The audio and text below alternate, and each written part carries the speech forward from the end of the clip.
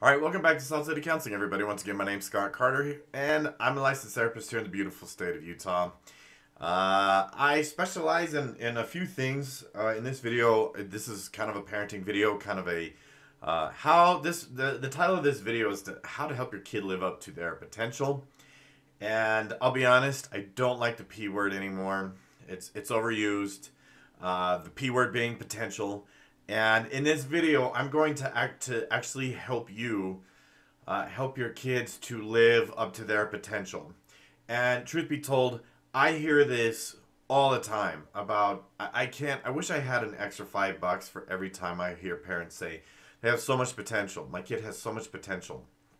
And it's at the point where I'm like, I hear this so much where I'm like, what is happening? How is it that almost every parent that walks through my door says the exact same things? It's honestly kind of strange. I don't know where it comes from. I have theories, unconfirmed ones, but honestly, like, when I talk to parents and I work with parents, and they bring their kids to me because there's issues, the kid's having problems, the kid's having issues. Those parents almost always say the exact same things. It's almost as though they were rounded up and put in a giant auditorium and like given a script. Here's your script. Say these things, right? And it's, I swear, and it's like these parents come into my office. Okay, let's see, page 14. Here we go. He or she has so much potential. And here's another one that I hear all the time, like all the time, like they're reading from a script. I can handle failure. I can't deal with the lack of effort. I just want to see effort. And it's it's uncanny. It's almost like here's your script, read the script. And the thing is I get that parents do come from a place where they want good things for their kids. And if telling your kids all the time that they have potential and that they're not living up to it, help them reach their potential, then these kids wouldn't be coming to me and we'd have kids being astronauts or whatever. And so in this video, I'm actually going to talk about why you should stop telling your kid that they have so much potential and what to do instead. Because I actually have high standards and high expectations too. I know that kids are really super duper capable of doing amazing and incredible and great things, but I never ever, okay, not ever, I have before, admittedly, I'm sorry. I wish that I hadn't told kids, man, you just have so much potential though. I am committed to never ever doing it again. And I'm going to get into that and tell you why you should stop saying you have so much potential and what you should actually do instead to help your kids live up to their potential. First, let me get some housekeeping items out of the way first.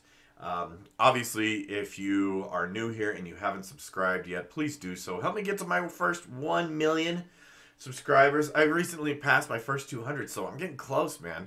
Really close. So help me get there. Like, subscribe, share, comment below, all that stuff. You know what to do.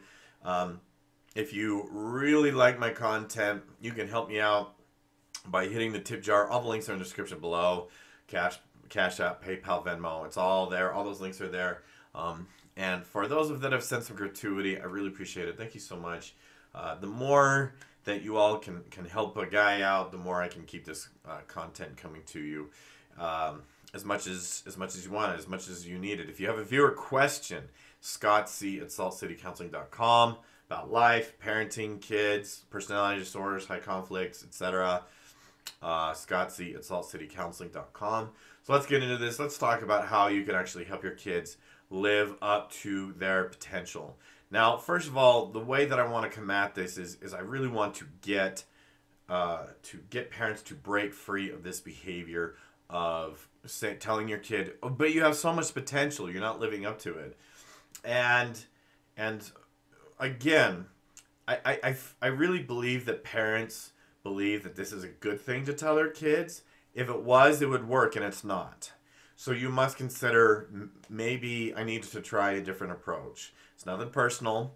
And a lot of parents are really married to this. And I tell parents these days, stop it. Stop telling your kid You have so much potential. Because when I talk to these kids alone, and I'm like, yeah, you know, do your parents talk about you having so much potential, and like their eyes roll back into their head, and they've become allergic to this word, and just you don't need to stay committed to this. There's a better way.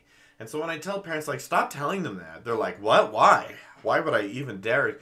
Simply because it's not working. First of all, and number two is that telling your kids they have potential, that does not compute to a teenager. They have no idea what that actually means. No idea. They're kids. It's this vague, abstract, nebulous thing that gets thrown out, and they have no idea what that actually means.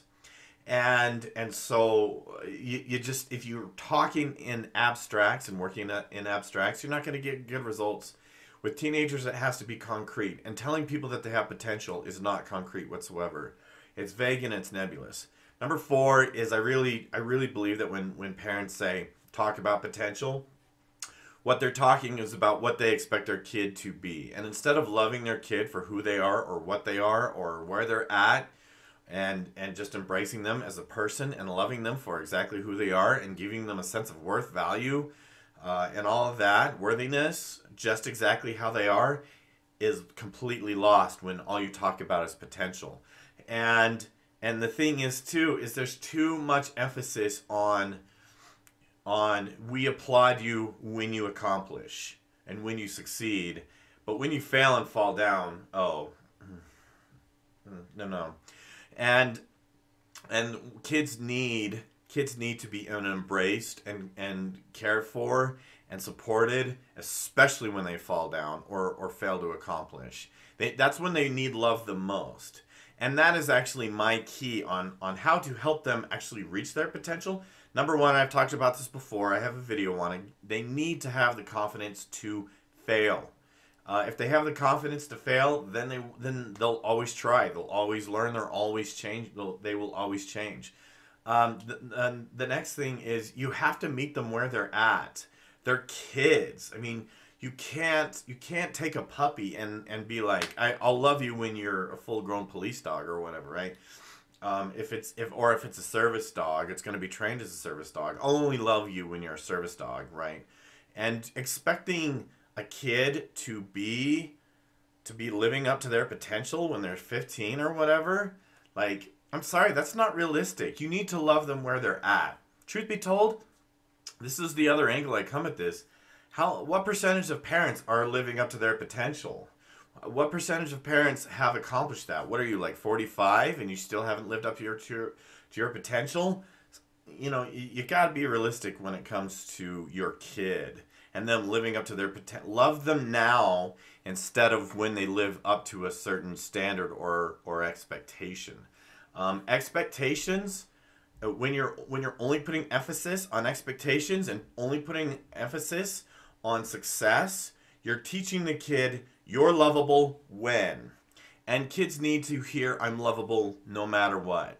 Even if they fail miserably, even if their report card comes home and they have 8 Fs, they still need to be loved. They still need you to love them. And I think when I say that, sometimes parents think I'm saying you need to be happy about them failing everything. Of course, that's not what I'm saying. But what I'm saying is, if you want them to really find their potential and really live up to that, you must embrace their failures. You must meet them where they're at. You must love them for their shortcomings and their flaws. In fact, you need to love them more when they fail. Because kids are going to see themselves as failures. Parents will tell me all day, oh, I don't want them to have self-esteem issues and I don't want them to have shame. Great, then celebrate their failures as learning opportunities. And again, I've talked about this before, giving kids the confidence to fail. It's super important. Okay, so if you want your kids to live up to their potential, number one, stop telling them that they have so much potential. Just trust me on this, just knock it off.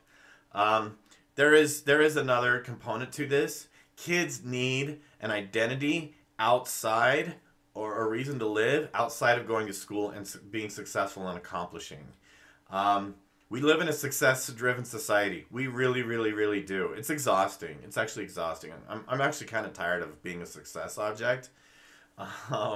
And I think everybody feels like they're only valuable when they're succeeding, when they're accomplishing. And we need, as a society, as a culture, to accept and embrace that we are lovable and we are worthy and we are valuable exactly how we are, not based on needing things or living up to certain things or accomplishing things. Okay?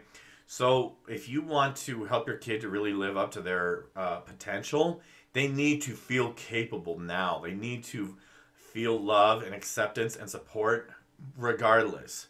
When they can see that they're lovable no matter what, they won't be afraid to try. And that's what will help them succeed more, okay? So that's how you help kids to live up to their potential. And honestly, with parents, a lot of them have this blind spot where they expect things out of their kids that they don't personally do.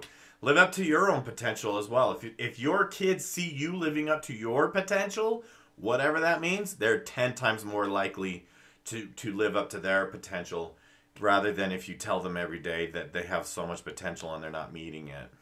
That's just a lot more effective way to do that. Okay, so that's going to do it for this one. Once again, subscribe if you haven't already, and we'll see you in the next one.